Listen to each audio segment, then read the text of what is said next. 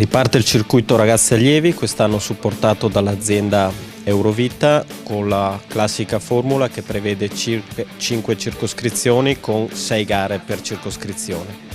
Prime gare l'8 di gennaio, conclusione quest'anno con le finali regionali a cura dello Sci Club Limana nel comprensorio di Alleghe Civetta dal 16 al 19 marzo. Grande novità di quest'anno: il campionato regionale di ski cross a cura dell'agonistica Sport Market il 26 marzo al Passo San Pellegrino.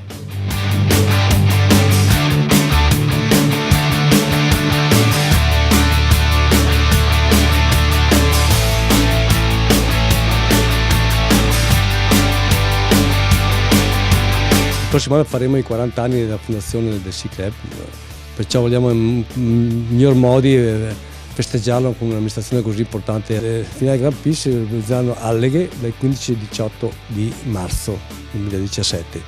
Abbiamo in programma appunto le gare importanti, la selezione nazionale regionale per andare ai campionati italiani che si svolgeranno a Pila in Val d'Aosta. Abbiamo già fatto il calendario, il primo giorno ci saranno le prove del Super G, dopo, il giorno dopo ci sarà la partecipazione, ci sarà la gara vera e propria, ragazzi allievi maschili e femminili completo, dopo ci sono le gare slalom e gigante invertite ragazzi allievi.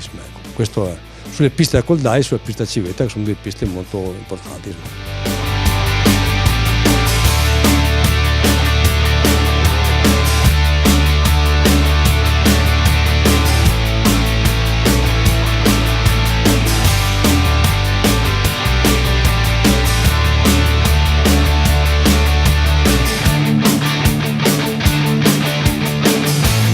Questi circuiti coinvolti oltre 500 ragazzini che si sfideranno ogni domenica a testimonianza di un movimento veneto in salute che gode ancora di grosso seguito e di grandi numeri nella fascia giovanile.